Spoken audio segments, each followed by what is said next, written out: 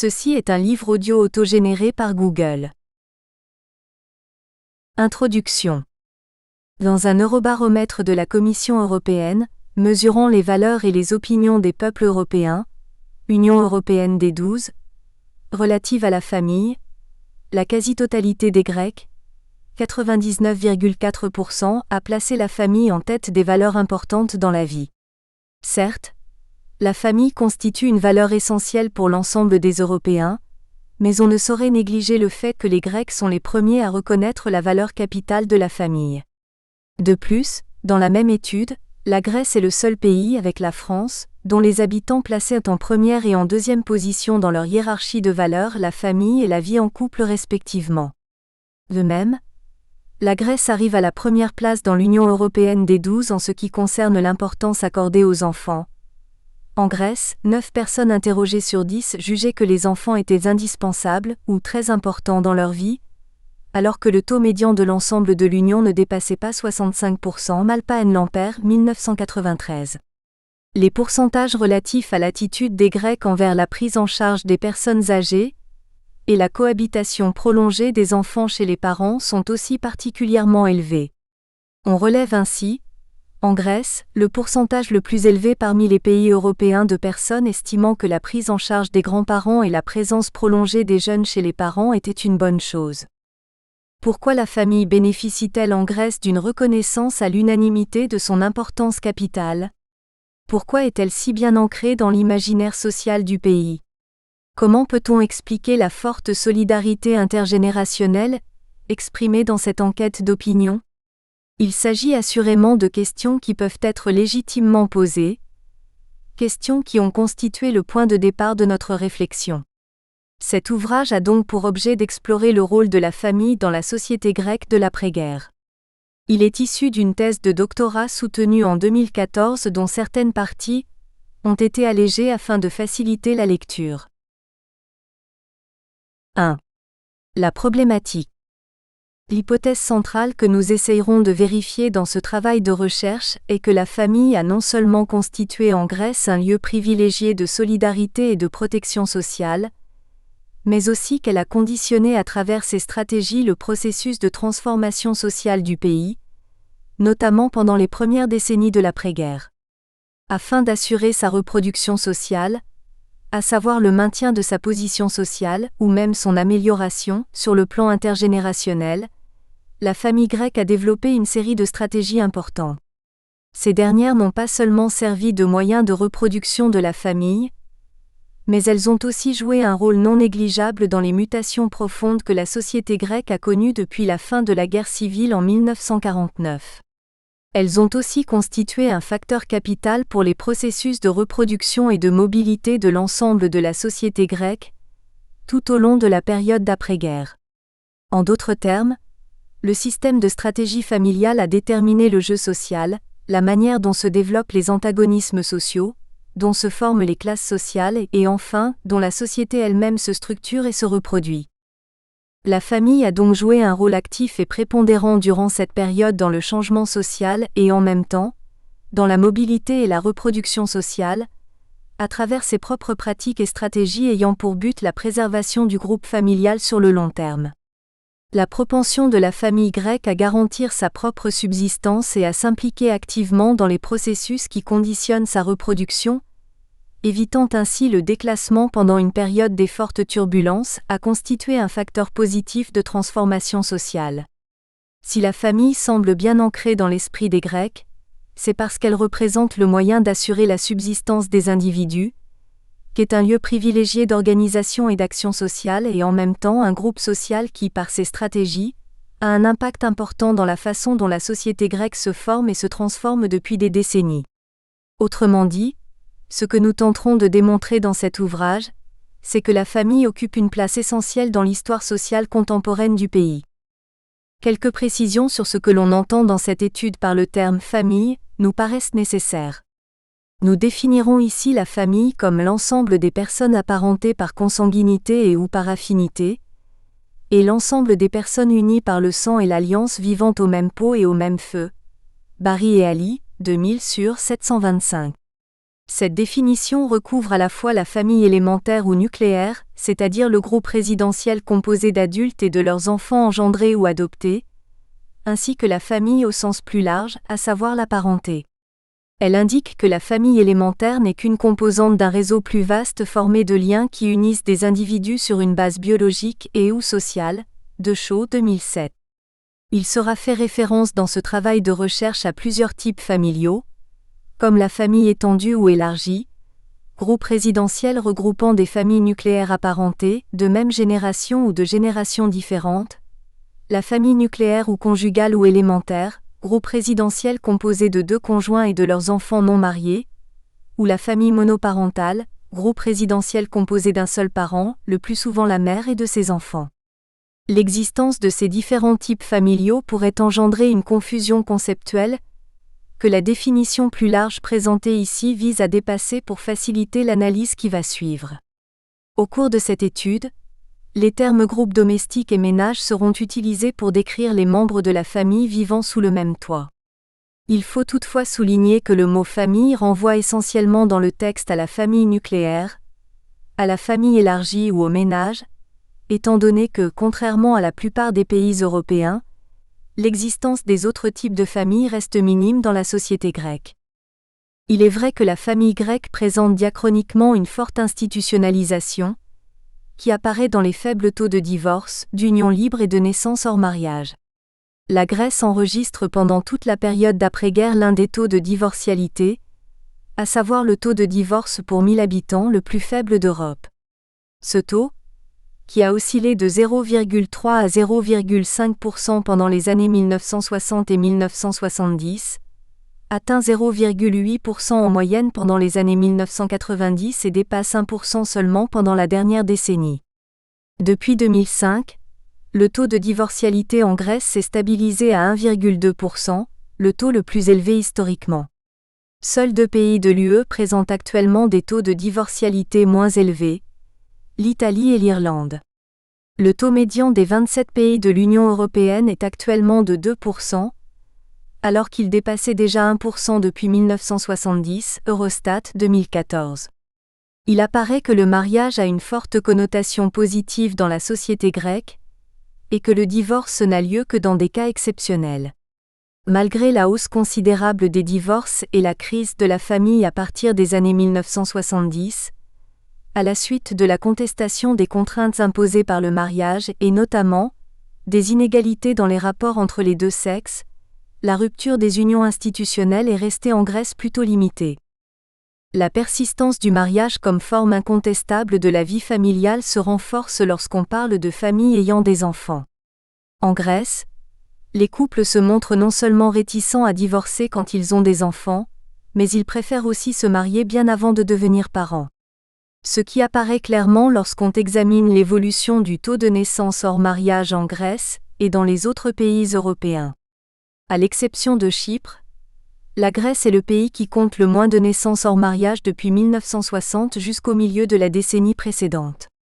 Le faible taux, 1,2% d'enfants nés de mères non mariées en 1960 est demeuré presque inchangé jusqu'au milieu des années 70, et il est passé à 2,1% à la fin des années 1980. En 2000, 4% des enfants sont nés de mères non mariées alors que le taux de naissance hors mariage dépasse 7% en 2010. Ce taux est le plus faible d'Europe et il est largement inférieur au taux médian européen, qui s'élevait à 16% en 1990, à 27% en 2000, pour atteindre 38% en 2010, soit 5,5 fois plus que le taux grec, Eurostat 2014b. Il faut souligner que cette hausse constatée durant ces dernières années en Grèce est partiellement due aux femmes immigrées, provenant notamment des pays d'Europe de l'Est. Alors qu'elles ne représentent que moins de 10% des femmes en âge de féconder, les immigrés représentent 37% des mères non mariées, Gavala et Ronto 2011.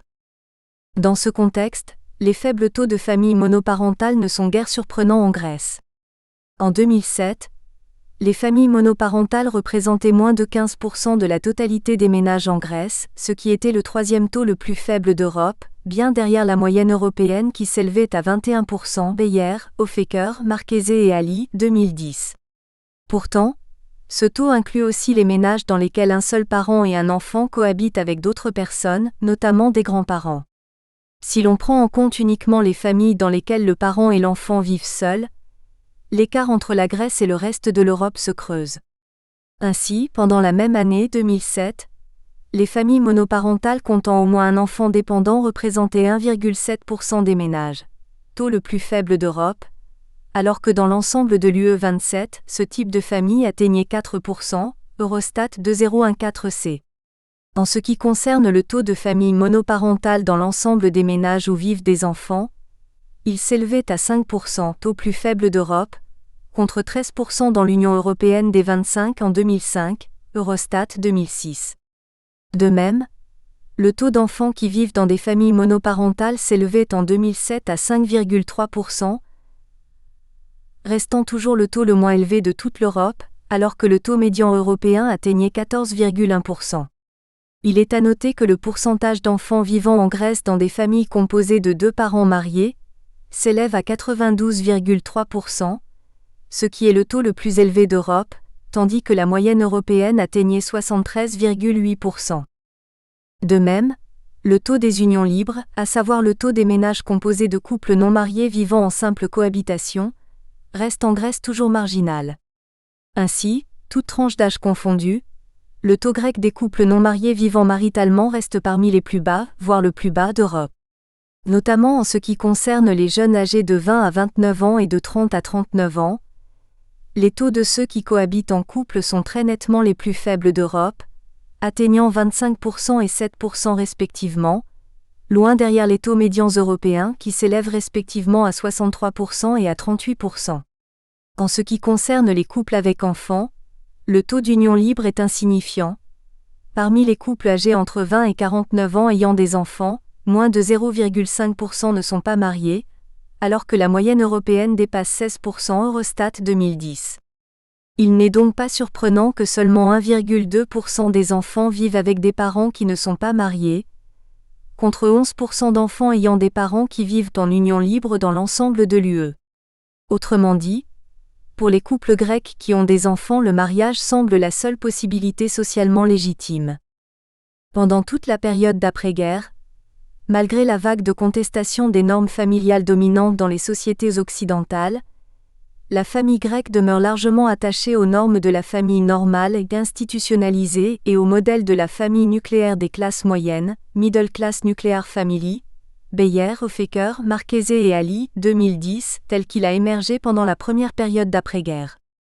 Contrairement à la plupart des autres pays européens, il ne s'est pas produit en Grèce de recul des formes institutionnelles de la famille étant donné que les couples continuent à se marier pour avoir des enfants et ne divorcent que dans des cas relativement rares.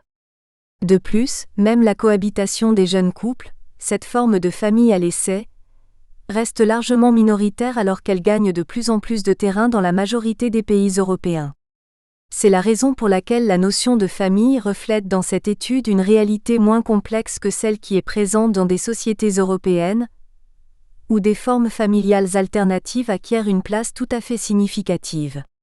Dans ce contexte, la famille ne semble pas être une notion ambiguë et ses connotations méthodologiques et théoriques dans le contexte grec apparaissent plutôt homogènes, sans pour autant nier la complexité anthropologique et sociologique que cette notion implique historiquement dans cette même société étudiée ici. Si de fortes prémices religieuses, idéologiques et culturelles préconisent ce familialisme omniprésent dans la société grecque, des évolutions plus complexes, à la fois économiques, démographiques, politiques et normatives, devraient être considérées afin de comprendre la place de la famille dans la Grèce contemporaine. Comme nous l'avons déjà souligné, la première période d'après-guerre a été une période de mutation importante. Une société qui était essentiellement agricole avant les guerres est rapidement devenue une société fortement urbanisée avec une économie basée sur les services, après avoir connu une période brève mais intense d'industrialisation depuis la fin des années 1950 jusqu'au début des années 1970. Alors qu'au début des années 50, un Grec sur 2 vivait encore à la campagne et travaillait dans l'agriculture, 30 ans plus tard, moins de 30% des Grecs travaillaient dans l'agriculture ou vivaient de manière permanente dans le monde rural. Un environnement politique instable, à la suite de la guerre civile, marque les processus de réformation de l'appareil étatique et ne revient à la norme qu'après la chute de la dictature des colonels en 1974. C'est dans ce contexte que s'est produite une reconfiguration sociale importante, qui a largement marqué la société grecque contemporaine. Toutefois, cette reconfiguration n'a pas entraîné une rupture totale avec les structures sociales préexistantes. Les petites structures, à savoir l'agriculture familiale ou les petites entreprises familiales, ont fait preuve d'une capacité de résistance remarquable. Le morcellement des terres, caractéristique historique des campagnes grecques depuis la réforme agraire de Venizelos en 1917, a été peu modifié, malgré le départ de plus de 1,5 million de paysans entre 1950 et 1970, Vergopoulos, 1975. Les réseaux informels, économiques ou politiques ont aussi conservé une place non négligeable dans une société en pleine expansion du marché capitaliste et de modernisation politique. L'avènement de l'État-providence, par exemple, n'a pas limité les voies informelles des échanges de services et de ressources. C'est dans ce contexte que la famille grecque émerge comme un acteur social primordial. Comme nous essayerons de le démontrer, si les mutations profondes n'ont pas entraîné une rupture totale avec les structures et les rationalités d'avant la guerre, c'est en raison de cette forme d'organisation et d'action sociale. Avec leur système complexe de stratégie, les familles grecques constituent un facteur majeur non seulement dans la préservation et la reproduction des individus mais aussi dans la production historique du pays. En soulignant la capacité des familles à développer des stratégies, nous voulons mettre en évidence la manière dont les individus et les groupes sociaux font face et jouent un rôle positif dans le changement social. Plutôt que de s'adapter passivement, la famille montre une aptitude remarquable à organiser la vie de ses membres afin de reproduire leur place économique et symbolique dans le jeu social, tout en conditionnant dans une certaine mesure le processus de transformation sociale. En considérant la famille comme un lieu de production de stratégie, nous chercherons à montrer comment ce groupe social constitue un lieu de production des normes et des significations, des évaluations et des jugements définissant ce que l'on doit faire ou ne pas faire. Cette production normative serait à l'origine d'un système d'action et de stratégie, visant à s'adapter positivement et activement à la transformation sociale qui assure, avant tout, la reproduction sociale du groupe familial. La nécessité de conserver ou d'améliorer sa position sociale dans un horizon intergénérationnel est ici le moteur de l'action sociale développée par les familles grecques tout au long de la période d'après-guerre. C'est précisément ce trait normatif qui confère une autonomie relative à l'action du groupe familial. La gestion des ressources, humaines ou matérielles, ainsi que les ambitions et les stratégies, obéissent de manière implicite ou explicite, intentionnelle ou non, à cette propension de la famille à poursuivre sa propre reproduction. Toutefois, l'action familiale n'obéit pas à un calcul purement rationnel, comme le voulaient les analyses néoclassiques, qui la soumettaient à une estimation des coûts et des bénéfices propres à la rationalité capitaliste. Au contraire, la famille est régie par une propre rationalité, ayant des traits peu communs avec la rationalité des relations marchandes.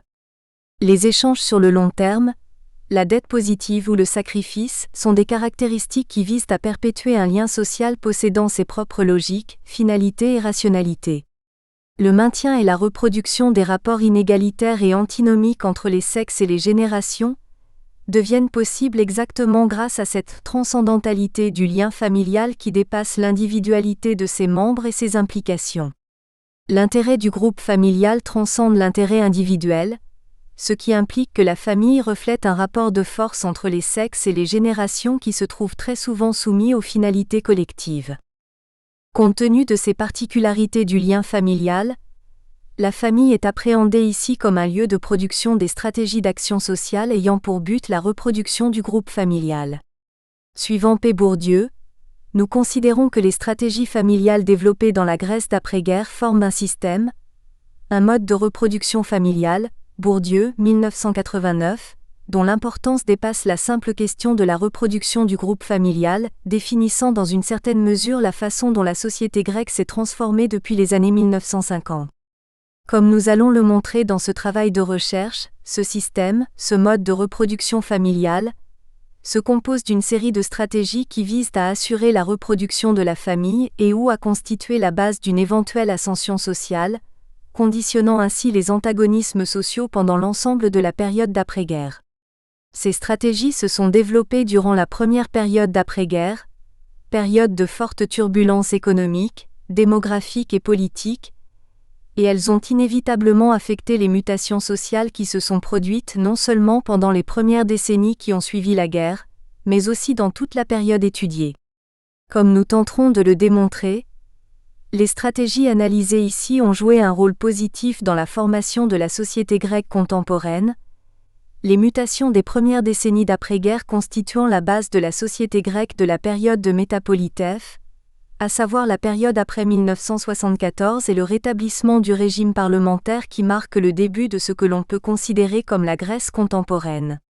Autrement dit, le mode de reproduction familiale constitue en lui-même un facteur de modernisation sociale plutôt que les vestiges d'un monde en voie de disparition. Ce système de stratégie marque la formation des espaces, la structure économique et le cadre normatif de la société grecque contemporaine. Mais quelles sont les composantes de ce système familial de reproduction et de transformation sociale ? Nous avons identifié 3 stratégies familiales qui constituent les piliers de ce mode de reproduction et qui ont également marqué la façon dont se déroule la transformation sociale et les antagonismes sociaux. Les stratégies de pluriactivité familiale. 2. Les stratégies résidentielles d'accession à la propriété. Et 3. Les stratégies éducatives. Bien que des aspects de ce système de stratégie concernent notamment les familles du monde rural, comme par exemple les stratégies de pluriactivité, leur rôle dans les reconfigurations sociales et géographiques est tel qu'il nous permet d'attribuer à ces stratégies une importance théorique incontestable. Ces stratégies, socialement répandues pendant la plus grande partie de la période étudiée, sont interdépendantes, bien que le poids de chaque stratégie dans l'ensemble du système de reproduction familiale dépende du milieu social, ou pour reprendre Bourdieu, du volume et de la structure du capital possédé, Bourdieu 1979. Autrement dit, si une partie de ces stratégies occupe une place moins marquée dans l'action familiale d'un certain milieu social, l'ensemble de ces stratégies obéit à la même rationalité sociale. De plus, étant donné que ces stratégies sont appréhendées sur le plan historique et intergénérationnel, l'importance de chaque composante du système de reproduction peut varier d'une génération à l'autre au sein du même groupe familial. Dans ce cadre, si la composition du système des stratégies familiales peut paraître, à première vue fluide voire hétérogène, sa rationalité et son importance sociale dans la longue durée présentent une homogénéité indéniable. L'importance historique de ce système de stratégie dans son ensemble nous incite à dépasser un premier obstacle épistémologique qui surgit lorsqu'on examine à la fois les pratiques développées au sein de milieux sociaux apparemment bien distincts. Mais si on se penche par exemple, plutôt sur la famille rurale pour étudier les stratégies de pluriactivité, c'est parce que ce type de stratégie joue un rôle essentiel dans la formation des espaces ruraux et urbains et marque un processus d'hybridation normative, spatiale et économique. Analysé dans une perspective intergénérationnelle, ce système de stratégies articulées et complémentaires révèle aussi le processus de transformation sociale et répond à notre question initiale: pourquoi la famille est-elle si importante et si bien ancrée dans l'imaginaire social du pays ? Quoi qu'il en soit, l'analyse du mode de reproduction familiale tel qu'il est développé en Grèce contemporaine doit nécessairement prendre en compte les données macroscopiques et les évolutions économiques, politiques et sociales, nationales et internationales auxquelles ce système de stratégie est intrinsèquement lié. Ce système s'est développé dans un contexte historique donné, et il montre comment les individus ont essayé d'y répondre dans un contexte instable. Mais en même temps, ce système est nécessairement impacté par les pressions structurelles, économiques et politiques, nationales et internationales. Si l'ensemble des stratégies constitue un moyen d'assurer sa reproduction ou sa mobilité sociale, chaque stratégie analysée dans cette étude est liée à une série de facteurs économiques, politiques ou culturels. Les contraintes économiques ont également affecté la façon dont les familles rurales ont affronté le processus de transformation des campagnes, et la rationalité de l'appareil étatique a conditionné, dans une certaine mesure, l'action des familles dans la première période d'après-guerre ou pendant la période de Métapolitèphe. la structure de l'économie agricole ou même de l'économie nationale, la situation économique de certaines régions et l'articulation des économies locales avec le marché capitaliste mondialisé, jouent donc un rôle incontournable dans le développement des stratégies familiales en matière de reproduction sociale. De même, l'absence totale d'un système public de protection sociale, pendant une période où l'histoire sociale et politique de la plupart des pays européens est marquée par l'émergence de l'État-providence, a affecté les processus de reproduction sociale en Grèce, faisant de la famille le seul acteur de protection et de reproduction. C'est la raison pour laquelle l'analyse du mode de reproduction familiale sera effectuée ici conjointement à l'analyse du contexte social et historique, dans lequel ce mode de reproduction s'est développé et dans lequel il trouve sa cohérence sociale. Afin de répondre à l'enjeu épistémologique constant dans les sciences sociales, à savoir la conciliation entre l'action et la structure sociale, nous mettrons en relation le développement de ce système de stratégie familiale et les évolutions structurelles économiques, politiques et sociales de la Grèce contemporaine. C'est dans ce contexte théorique que l'analyse des stratégies familiales de reproduction montrera la pertinence de l'étude de la famille, afin de mieux comprendre l'histoire contemporaine du pays. Toutefois, nous n'avons pas l'intention d'affirmer un quelconque exceptionnalisme grec. Certes, on observe dans le modèle social grec des éléments plutôt inédits, comme l'antiparochie, qui constitue un système de construction de logements en dehors du marché capitaliste. Mais en règle générale, les phénomènes présentés dans ce travail de recherche sont loin de constituer une exclusivité grecque.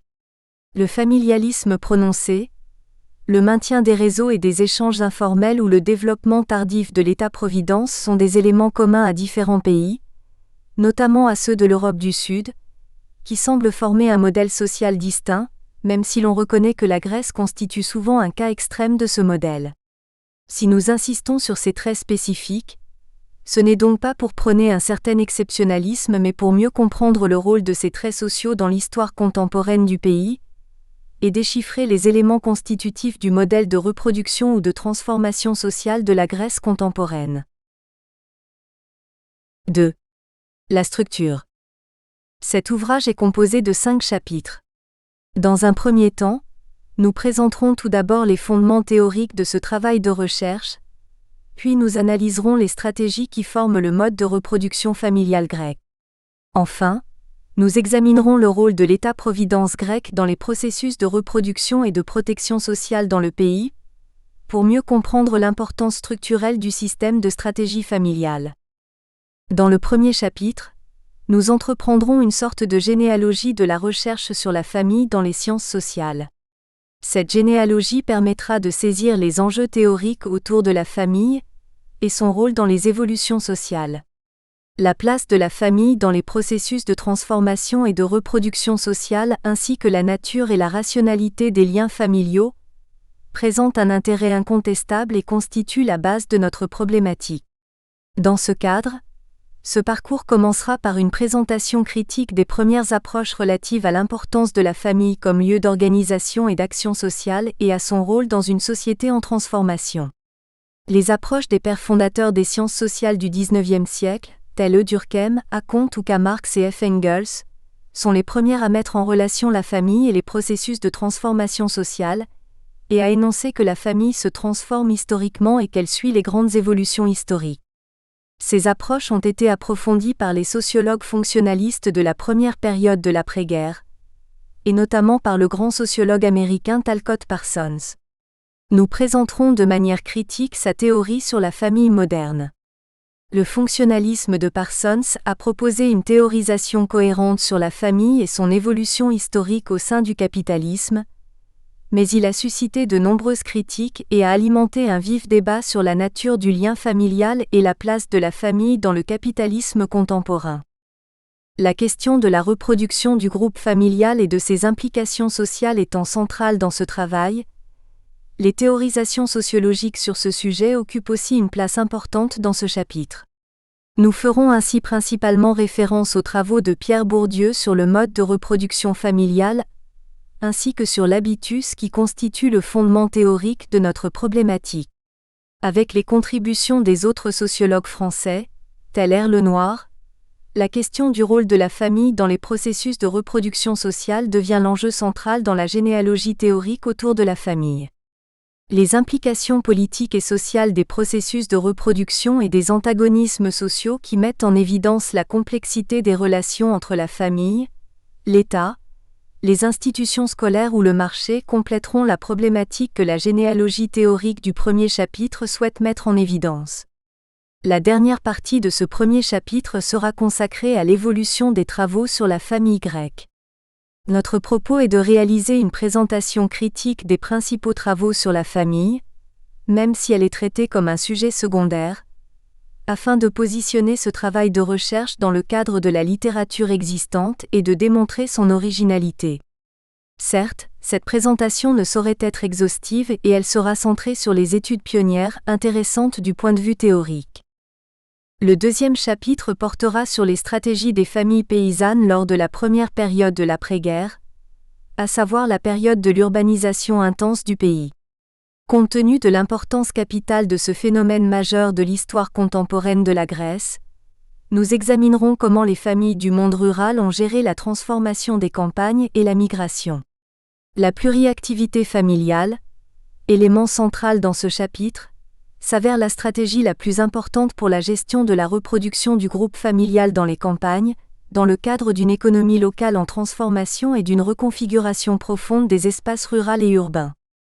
Nous examinerons dans un premier temps les processus d'émigration et d'immigration depuis les campagnes qui se sont étendus sur près de 30 ans.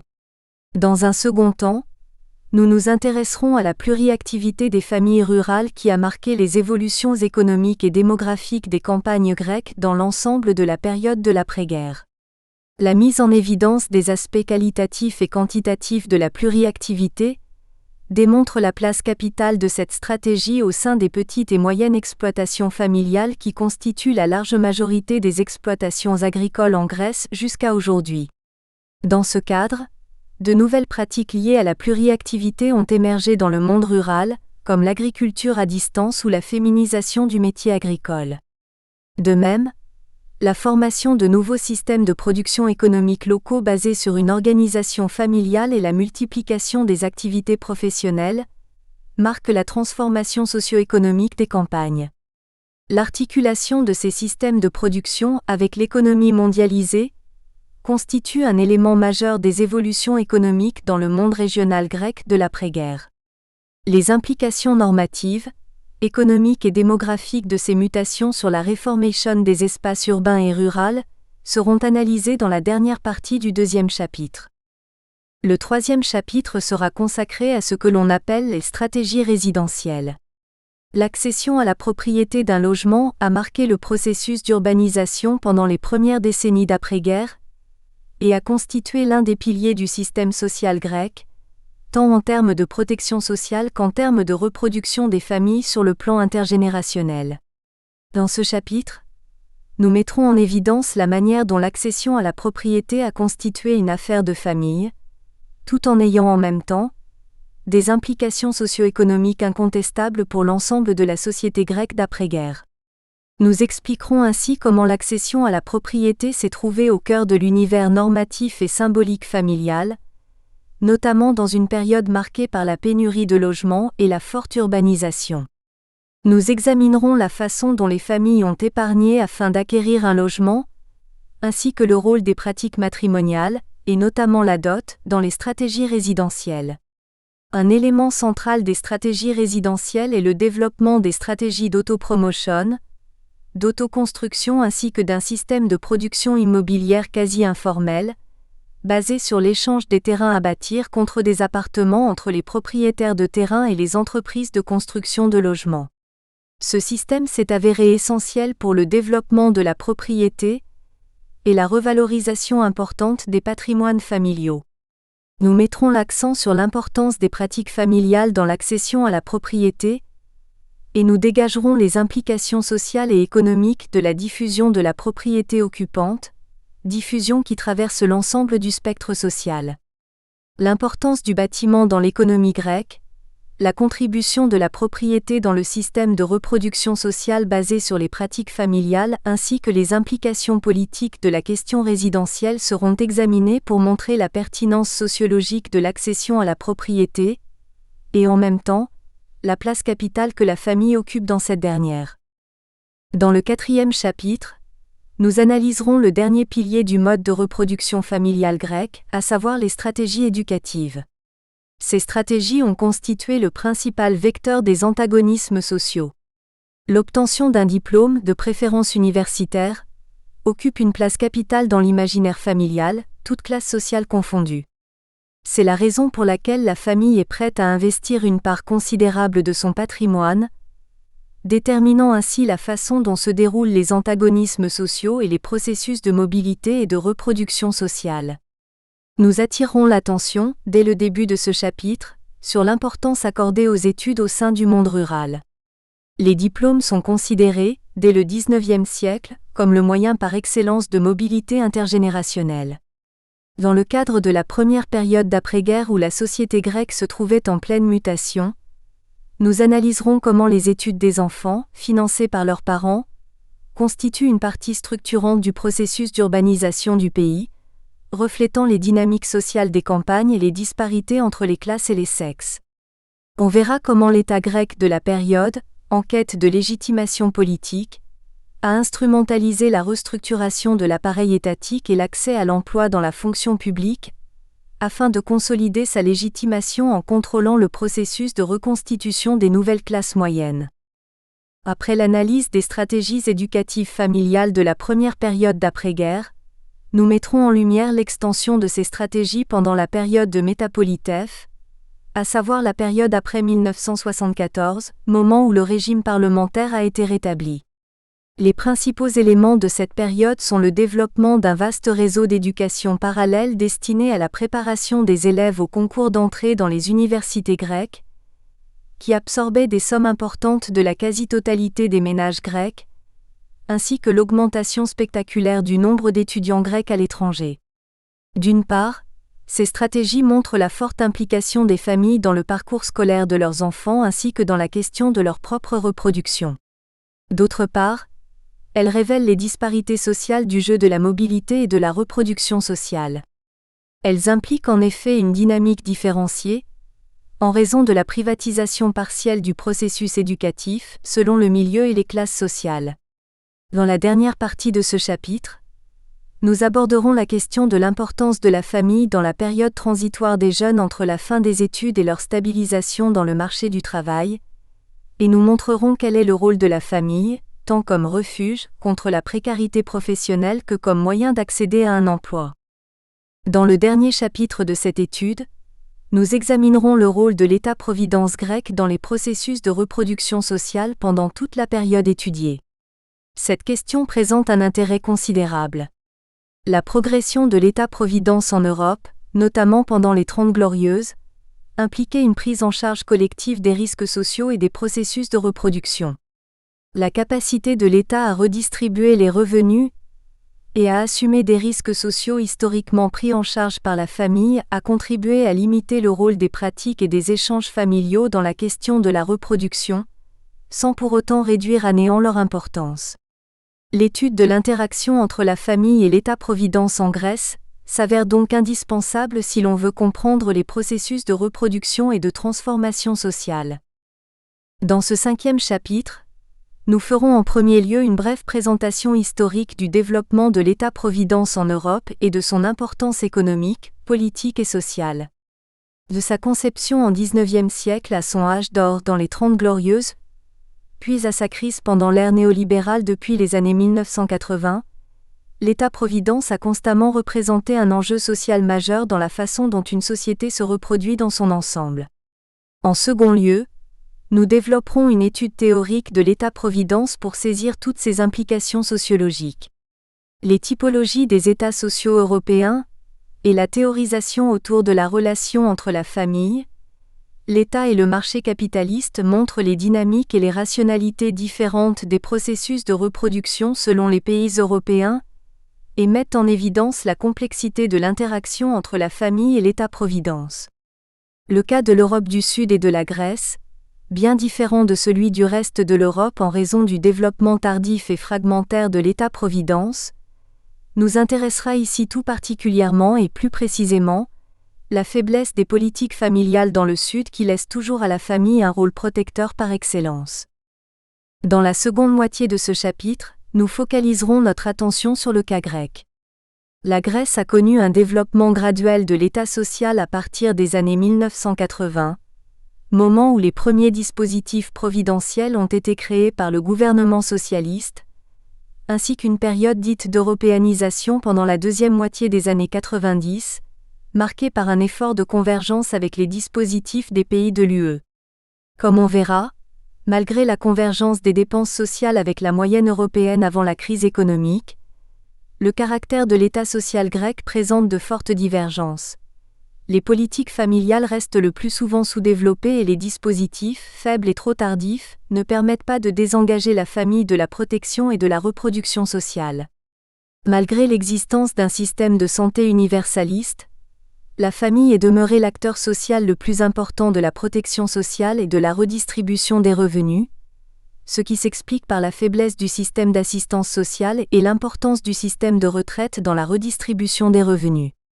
Dans la dernière section du chapitre, nous développerons l'hypothèse selon laquelle la famille grecque a continué à jouer un rôle de tout premier plan pendant la période de l'après-guerre dans la protection et la reproduction sociale. Le développement tardif de l'État-providence grec et son caractère plutôt familialiste ne lui ont pas permis de dominer les processus de reproduction sociale de même façon que les États sociaux avancés, laissant ainsi à la famille la charge d'assumer les fonctions protectrices selon ses propres rationalités et impératifs. 3. La méthodologie. Cette étude, qui présente avant tout une réflexion théorique sur le rôle de la famille dans la Grèce contemporaine, est principalement basée sur des sources bibliographiques. Sans vouloir sous-estimer l'importance épistémologique de la recherche sociologique primaire, nous tenterons ici de construire un récit sociologique à travers une synthèse des données déjà existantes.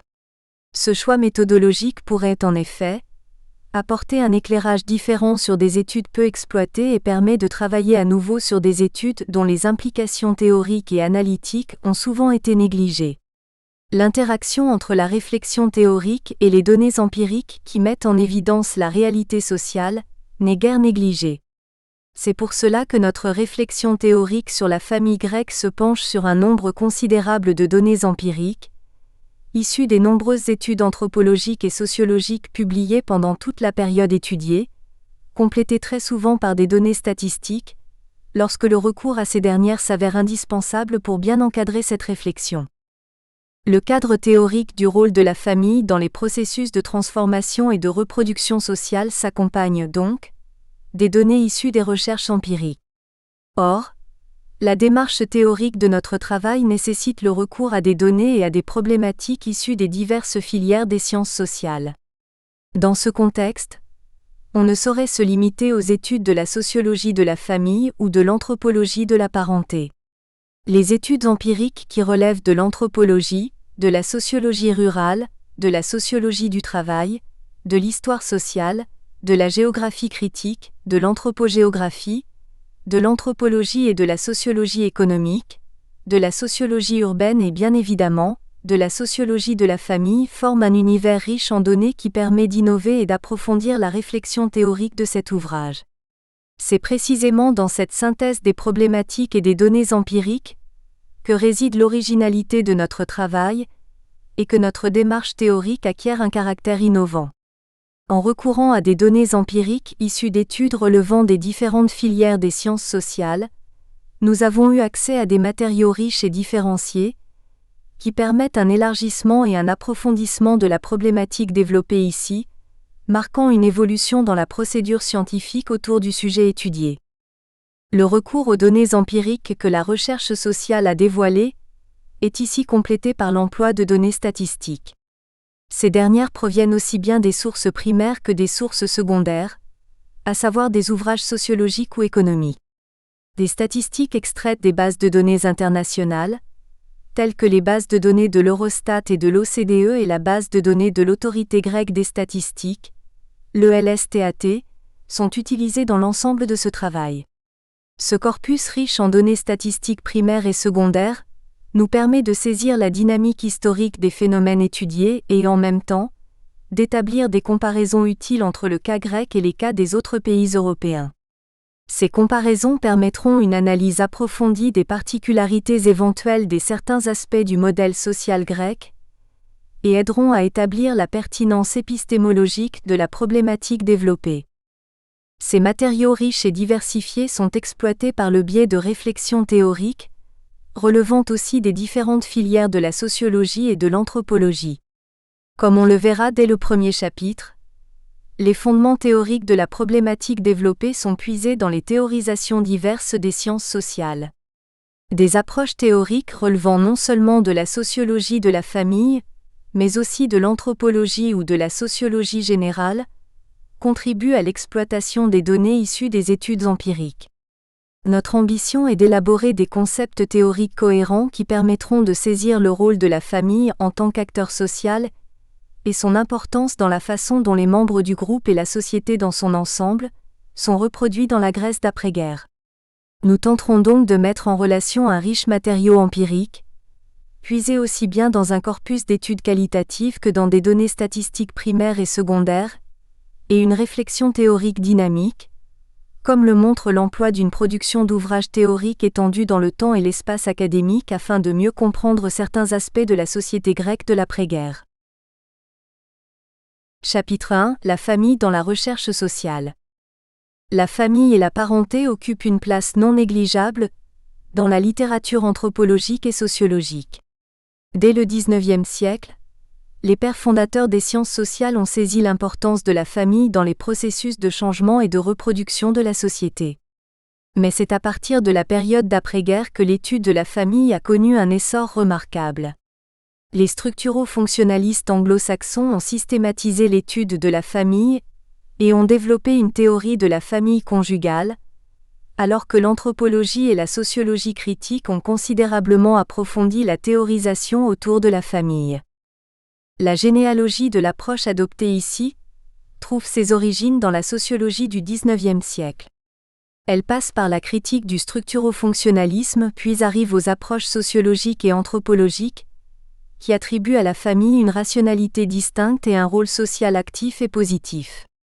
Nous mettons l'accent, d'une part, sur les théorisations sur la nature antinomique et la place de la famille dans le capitalisme des chercheurs du courant marxiste, ainsi que l'analyse par des anthropologues et sociologues français des entraides et des échanges familiaux relevant d'une rationalité distincte du marché. D'autre part, nous nous attardons sur le rôle de la famille dans les antagonismes sociaux et la structure sociale, ainsi que sur le fonctionnement du mode de reproduction familiale, tel qu'analysé par P. Bourdieu et qui constitueront des éléments primordiaux de l'approche théorique de cette étude. Cette généalogie sera complétée par une présentation critique des principales études sur la famille et la parenté en Grèce, présentation qui nous amènera à mettre en évidence l'apport originel de notre démarche scientifique. 1.1 Famille et théorie sociale dans le XIXe siècle. La famille et son importance sociale trouvent déjà leur place au XIXe siècle dans le travail des pères fondateurs des sciences sociales modernes, tels qu'Émile Durkheim, Auguste Comte, ou même Karl Marx et Friedrich Engels.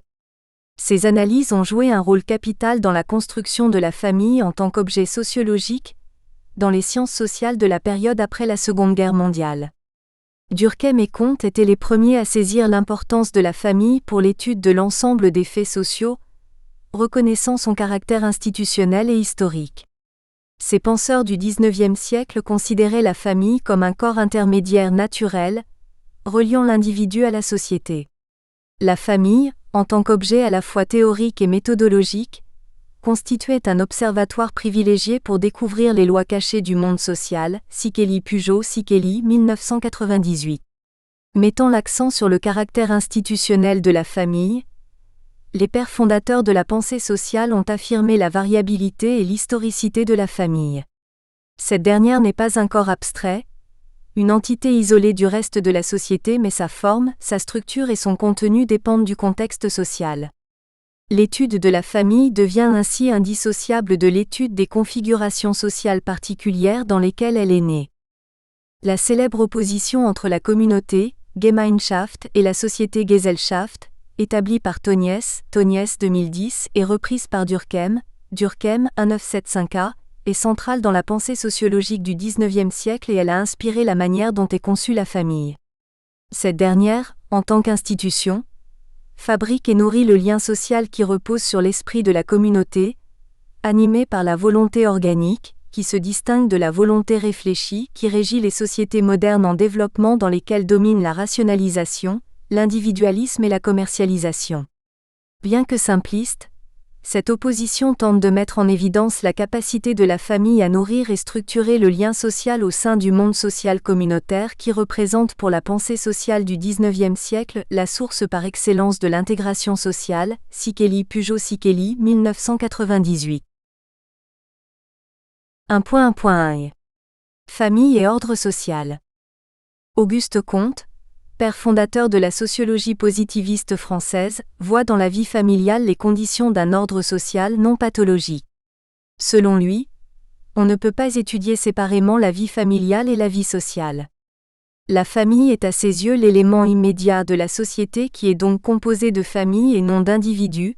Comte, 1852.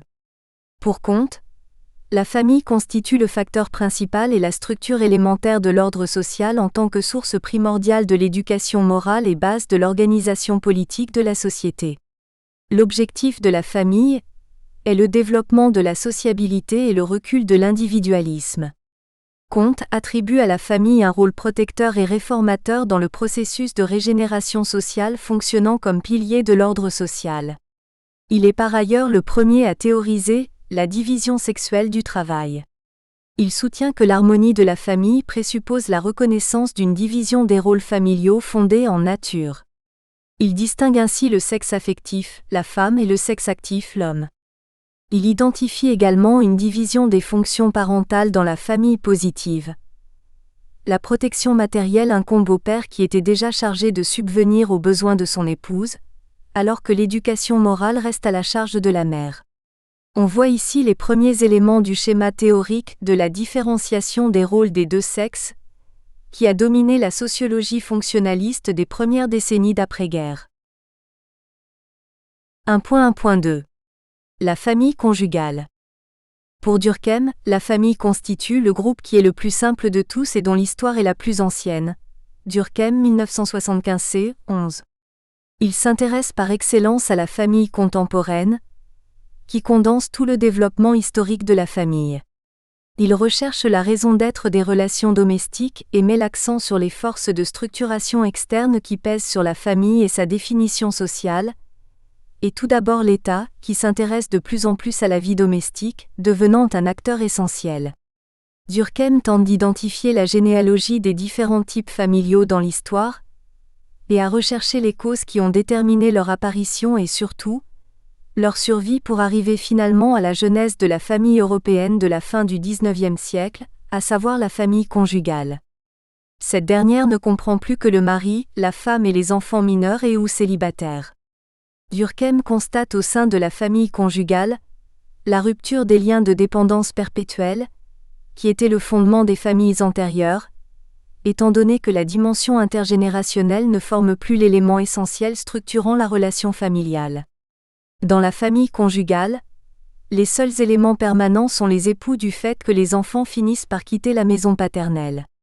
Ainsi, le trait primordial de cette famille conjugale est l'émergence de l'individualisme. Le vieux communisme familial, dans lequel les membres n'avaient pas d'individualité distincte, cède la place à la famille conjugale dans laquelle chacun des membres a sa propre individualité et sa sphère d'action et développe sa propre manière personnelle de sentir et de penser. Durkheim estime qu'au sein de la famille conjugale la solidarité domestique devient toute personnelle, liée aux personnes elles-mêmes du père, de la mère ou des époux et des enfants, Durkheim 1975c. Ce qui caractérise donc le groupe domestique contemporain, c'est sa taille réduite et surtout, la proximité affective de ses membres. Durkheim associe l'émergence de la famille conjugale aux mutations profondes qui se sont produites au sein de la société industrielle. Il précise que l'urbanisation de la société et le développement des moyens de communication libèrent les individus des contraintes et que le sentiment de la communauté se restreint graduellement. Singly 2, 1993. Cette restriction ne serait pas possible sans l'existence de l'État moderne. L'intervention croissante de l'État dans la vie intérieure de la famille fait de ce dernier un acteur important de la vie domestique et contribue à l'émergence elle-même de la famille conjugale. À travers ces dispositifs légaux, tels que la protection des mineurs qui dépassent les limites de l'autorité paternelle, l'État intervient dans la société domestique, prend sous son contrôle les liens de parenté et favorise finalement l'essor de l'individualisme en amenant chacun des membres de la famille à se distinguer des autres. Toutefois, Durkheim considère avec un certain scepticisme le processus de rétraction et d'individualisation de la famille au XIXe siècle. Il estime que le groupe domestique contemporain se révèle inadéquat pour assurer sa double fonction d'intégration et de régulation. Il constate un affaiblissement de la morale conjugale qui conduit à un désenchantement de la vie familiale, Sikeli Pujol et Sikeli, 1998. Par ailleurs, Durkheim analyse la différence entre les sexes dans le cadre institutionnel du mariage. L'institution matrimoniale n'a pas les mêmes effets sur les époux. Même si ces derniers partagent un objectif commun en tant que parents, leurs intérêts divergent, voire sont antagonistes en tant que conjoints. Selon l'analyse de Durkheim, les deux conjoints ont non seulement des attitudes et des intérêts conflictuels, étant donné que l'un a besoin de contraintes et l'autre de liberté, mais ils en retirent aussi des bénéfices opposés. Il faut donc considérer le cadre conjugal comme contradictoire et conflictuel, plus ou moins contraignant pour les deux sexes, Durkheim 1990. 1.1.3. Famille et capitalisme. Par ailleurs, on relève un effort de théorisation de la famille dans les premiers ouvrages marxistes, toujours dans l'esprit de l'interaction entre la sphère domestique et le monde social environnant. Engels fait remarquer que les rapports sociaux de production affectent la dynamique des relations familiales en raison de la séparation du ménage et de l'entreprise provoquée par l'industrialisation. Cette dernière a poussé la famille prolétaire, y compris les enfants, à travailler pour assurer la survie du foyer. L'exploitation capitaliste et les carences alimentaires ont jeté la famille ouvrière dans la misère et ont obligé l'ouvrier à vendre sa femme et ses enfants. Dans ce cadre, l'entrée de la femme dans le marché du travail a aussi des effets plutôt néfastes sur la socialisation des enfants. Totalement engagée dans le salariat, la famille devient finalement incapable de créer des liens sociaux. Engels, 1962, Sikeli Pujol et Sikeli, 1998. Selon la conception matérialiste développée par Engels et inspirée de l'étude de L. Morgan La société archaïque publiée en 1877, le facteur déterminant, dernier ressort, dans l'histoire, c'est la production et la reproduction de la vie immédiate. Engels, 1971/15. Cette production a une double nature. La production des moyens d'existence et la production des hommes eux-mêmes, la propagation de l'espèce. Les institutions sociales d'une certaine période historique et d'un certain pays sont déterminées par ces deux sortes de production. Par le stade de développement dans lequel se trouve, d'une part, le travail et d'autre part, la famille. Suivant un schéma évolutionniste, Engels relie chaque forme de famille et de mariage au mode de production dominant. La victoire définitive de la famille monogamique, signe de la civilisation commençante, est fondée sur la domination de l'homme et sur la paternité incontestée, paternité exigée dans le cadre de la transmission du patrimoine familial d'une génération à l'autre. La transmission de la propriété privée à des héritiers exclusifs fonde le mariage conjugal, la forme cellule de la société civilisée. Pour Engels, la monogamie est donc née de causes économiques. Engels fait également remarquer à son tour que le mariage conjugal implique l'assujettissement d'un sexe à l'autre. La famille conjugale moderne est fondée sur l'esclavage domestique, avoué ou voilé, de la femme. Dans la famille, l'homme est le bourgeois. La femme joue le rôle du prolétariat. Engels, 1971/72. Le point commun à tous les penseurs du XIXe siècle est donc la relation étroite entre la famille et le monde qui l'entoure, les évolutions familiales dépendant des évolutions historiques majeures. Nous constatons que le premier effort d'historisation et théorisation de la famille analyse avec une certaine réserve envers les évolutions contemporaines des relations familiales, liées à l'industrialisation. Si la famille constitue de manière unanime le socle de l'ordre social, sa forme ultérieure, la famille conjugale ou instable, apparaît plutôt comme une menace pour le maintien de l'ordre familial et par extension de l'ordre social. Le deuxième point commun est la division des rôles selon les sexes. Si selon le schéma d'analyse développé par les sociologues conservateurs et repris ensuite par la sociologie fonctionnaliste d'après-guerre, la femme constitue l'âme du foyer, la personne chargée de l'éducation morale des enfants. Pour les analyses marxistes, c'est la subordination de la femme le point essentiel de cette division. On peut constater, avec Ciccelli, Pujo et Sikeli, que la pensée sociale du XIXe siècle se structure autour d'une interrogation plus générale sur le lien social, et les chercheurs étudient la famille pour la réformer.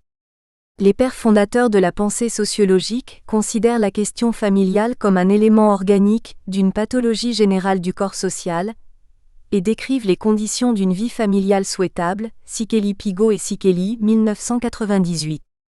Le discours sociologique du XIXe siècle est fortement idéologisé, et l'analyse des évolutions et des transformations familiales dépend des prédispositions morales et idéologiques des auteurs selon lesquels certains types familiaux sont considérés comme normaux ou pathologiques.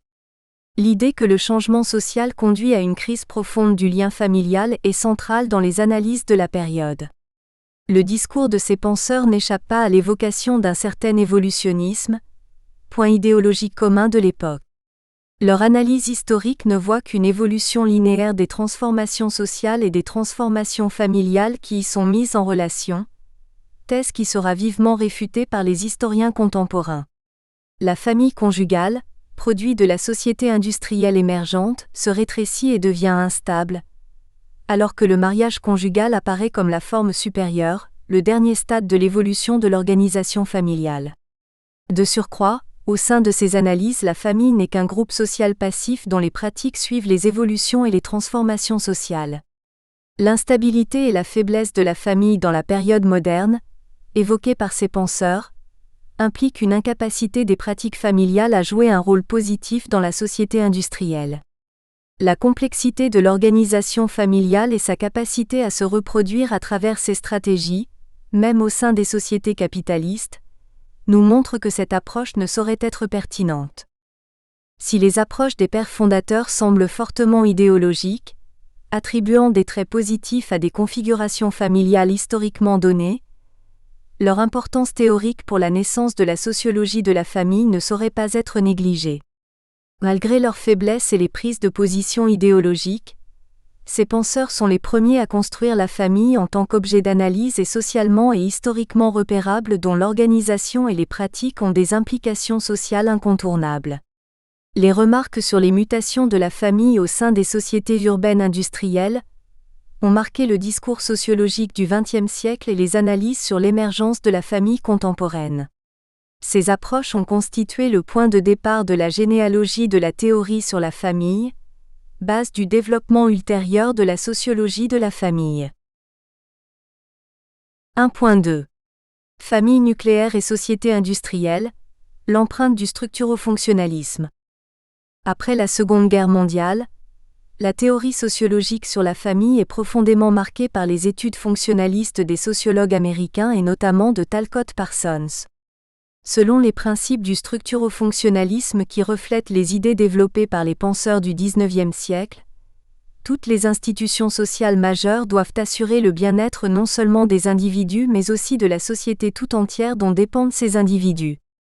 Dans ce cadre d'analyse, la famille doit remplir des fonctions essentielles pour ses membres et pour la société.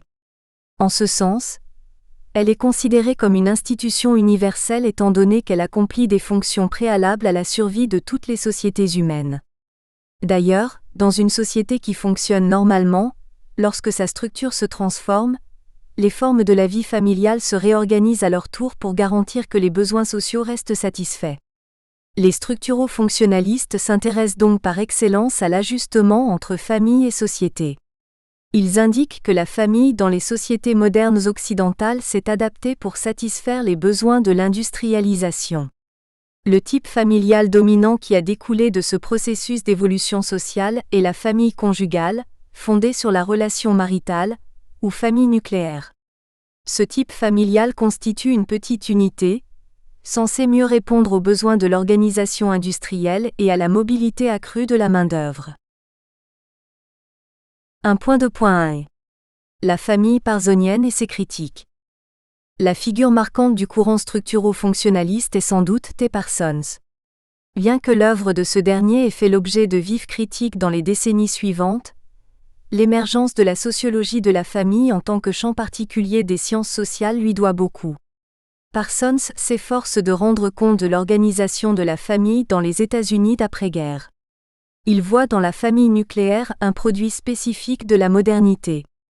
À l'instar de Durkheim, Comte ou Engels et Marx, qui conçoivent l'organisation domestique comme une variable dépendante de la structure sociale, il soutient que l'institution familiale a été transformée par la révolution industrielle. Son analyse est systémique. Elle considère la famille comme un sous-système ayant de multiples rapports avec les autres sous-systèmes sociaux. Le sous-système familial apparaît comme un rouage du système social présenté comme une machinerie bien huilée, comme le souligne à juste titre Martin Segalen, 2006/110. Parsons considère la société, le système social, comme une sorte de réseau de sous-systèmes interdépendants qui s'interpénètrent. Par exemple, la famille constitue un sous-système du système social alors que les relations parents-enfants constituent un sous-système du système familial. Pour comprendre la sociologie de la famille chez Parsons, il faut la situer dans sa conception d'ensemble du changement social, dominée par la conception de la différenciation. La différenciation est une spécialisation en plein essor qui conduit les sociétés modernes à créer de nouvelles agences susceptibles de prendre en charge des fonctions autrefois exercées par une agence non spécialisée. Celle-ci se concentre de façon plus adéquate sur un nombre de fonctions plus réduit. Dans ce sens, la différenciation économique implique que le groupe familial cesse d'être un agent de production économique, l'agence devenant une exclusivité de la grande industrie. Ce processus a conduit à la réduction de l'importance de la parenté dans les sociétés modernes, en faveur de la famille nucléaire. De plus, il a engendré le transfert d'une série de fonctions de la famille nucléaire vers d'autres structures de la société. Pour Parsons, la famille moderne est devenue une agence plus spécialisée qu'auparavant, probablement plus spécialisée que dans toute autre société connue, Parsons et Ball, 1955. Ce qui implique un déclin des certaines caractéristiques traditionnellement associées aux familles. Le type de famille qui émerge avec l'industrialisation est plus spécialisé qu'auparavant, et il est de ce fait essentiel car la société entière dépend de plus en plus de la famille pour le bon fonctionnement de certaines de ses fonctions vitales. La théorie de la famille chez Parsons comporte 3 axes. A. Une théorie des fonctions de la famille. B. Une théorie de la structure de la famille américaine. Et C. Une théorie des rôles masculins et féminins. Ces 3 axes ne sont pas des parties isolées d'une théorie mais forment un ensemble. A. Lorsque la famille perd ses fonctions macrosociologiques, comme la production économique ou l'éducation, c'est sur le plan microsociologique de la personnalité qu'il faut chercher les fonctions de la famille moderne. Selon Parsons, la famille exerce encore 2 fonctions fondamentales et irréductibles: la socialisation primaire des enfants et la stabilisation de la personnalité des adultes, ces 2 fonctions étant liées.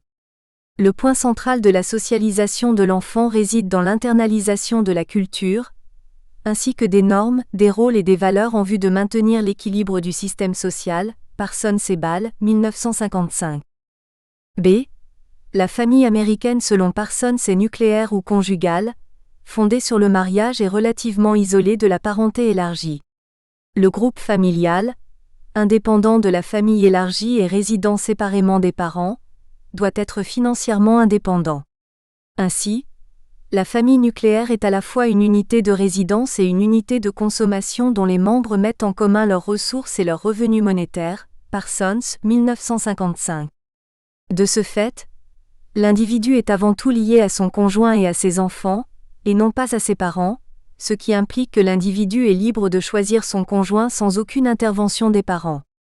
Si ce type de famille a été développé au sein de la société américaine moderne, c'est parce qu'il était mieux adapté aux besoins de la société industrielle, impliquant la mobilité sociale et géographique de ses membres. Bien que ces caractéristiques structurelles concernent avant tout la famille américaine, Parsons considérait qu'avec le développement de l'industrialisation à l'échelle planétaire, ce type de famille deviendrait graduellement universel et qu'il s'imposerait dans tous les pays industrialisés.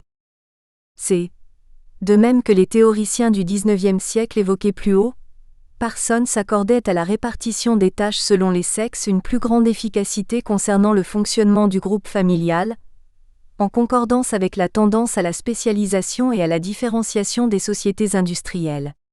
Ainsi, selon la formulation célèbre de Parsons, le père acquiert le rôle instrumental dans les liens avec la société, en tant que pourvoyeur des biens matériels et des revenus, alors que la femme exerce le rôle expressif, affectif, à l'intérieur de la famille.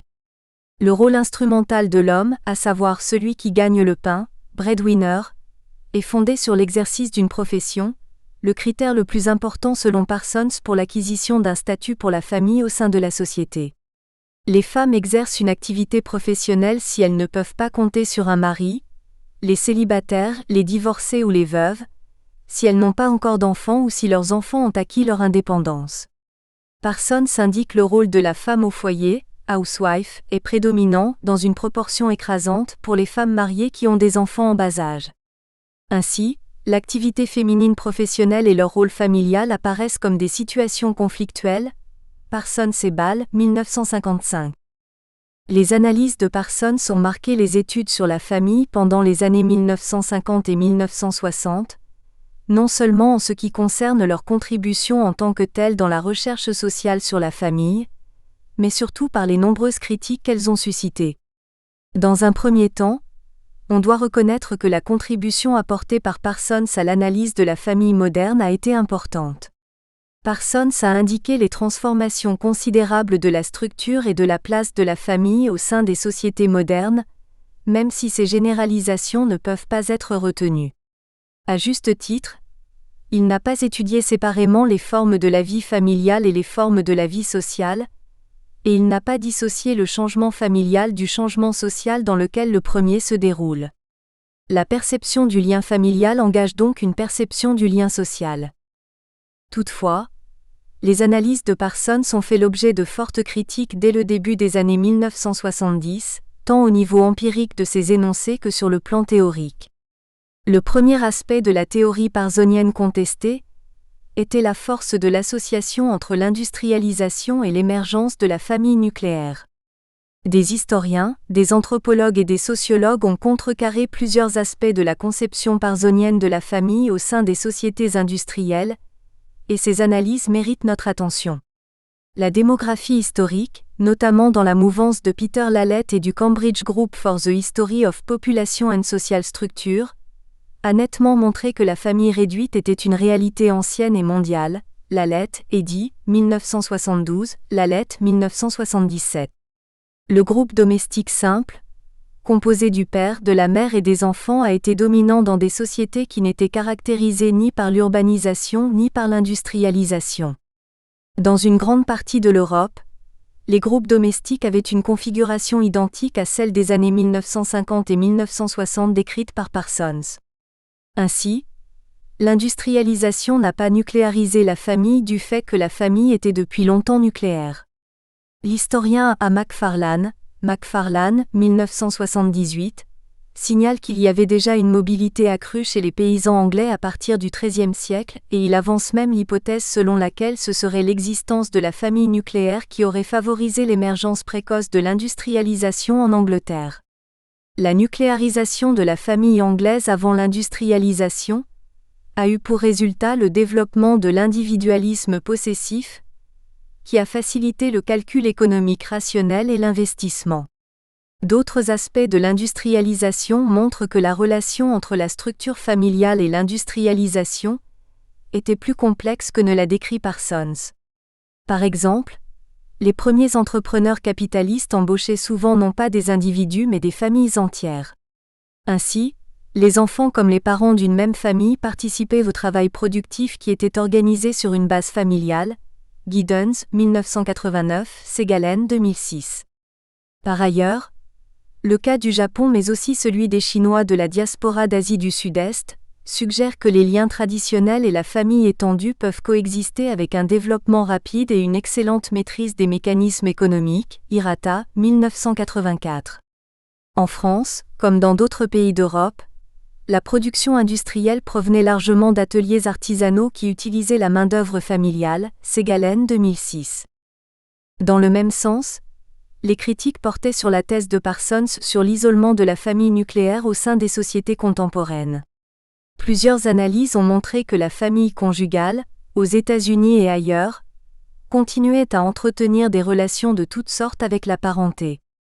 Cette thèse, qui découle de la conviction de Parsons selon laquelle la famille nucléaire constitue la forme familiale la mieux adaptée et la plus adéquate aux besoins du développement industriel, a largement ignoré l'importance des réseaux de parenté, précisément dans des périodes de bouleversements économiques et de développement industriel.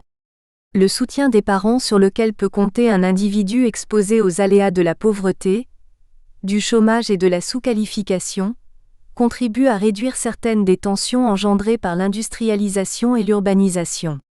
On constate dans plusieurs cas une proximité résidentielle entre la famille nucléaire et son réseau de parenté, et surtout pendant les premières phases de l'urbanisation. Par ailleurs, de nombreuses études de sociologues, notamment français, ont bien montré la dynamique des réseaux de la parenté étendue au sein de la société contemporaine et l'importance des services intrafamiliaux confèrent. Pitrou, 1992. Nous présenterons des constats semblables dans les chapitres de notre analyse consacrée à la famille grecque et au processus d'urbanisation. Parsons a également insisté sur la perte des fonctions économiques de la famille nucléaire. Toutefois, la critique féministe a bien montré qu'au sein du capitalisme il existe du travail productif dans le ménage. La marchandisation étendue des services implique que le travail effectué à la maison, majoritairement par les femmes, a un équivalent dans le marché. La préparation des repas, la garde des enfants et d'autres services nécessaires à la reproduction de la famille sont aussi offerts dans le marché capitaliste.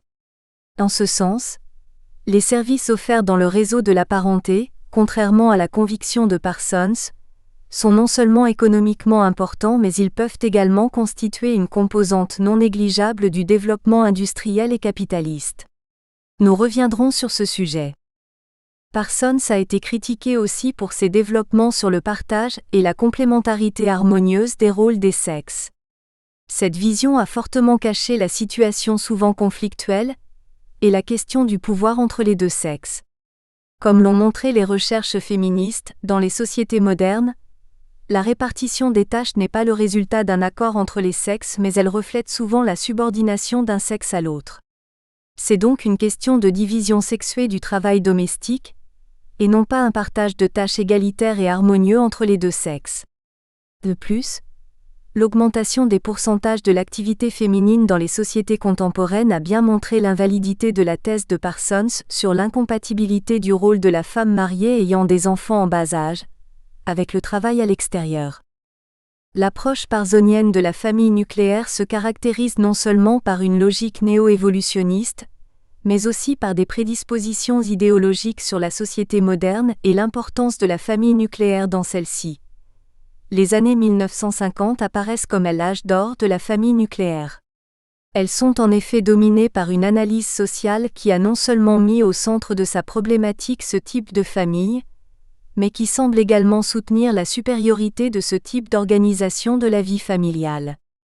Les analyses de Parsons semblent même exprimer une préférence culturelle pour ce type particulier de famille, et les particularités socio-historiques de la famille nucléaire sont dissimulées sous des généralisations scientifiques d'ambition universaliste. L'influence du discours sur la modernité est patente. Selon le postulat moderniste, tout ce qui est identifié comme moderne est en quelque sorte fondamentalement différent et supérieur à ce qui existait auparavant. Autrement dit, Parsons croyait qu'une modernisation adaptative de la famille nucléaire s'était produite et que, sous certains aspects, la famille moderne devrait être considérée comme supérieure aux formes familiales antérieures. Chill, 1993. À l'instar des analyses du XIXe siècle qui recherchaient un modèle familial stable et vrai, Le structurofonctionnalisme d'après-guerre voit dans la famille occidentale une famille de référence, une famille normale, fondée sur le mariage par amour et la division harmonieuse du travail entre les sexes. On va revenir sur ce sujet plus loin. Dans cette approche néo-évolutionniste, la modernité s'oppose mécaniquement à la tradition, et la société contemporaine aux sociétés du passé. Famille et monde industriel sont présentés par Parsons comme contradictoires et antagoniques, dans un contexte finalement anhistorique. La famille ancienne, passive, a été bouleversée dans sa structure, ses fonctions et dans ses rapports avec la société par le courant de la modernité.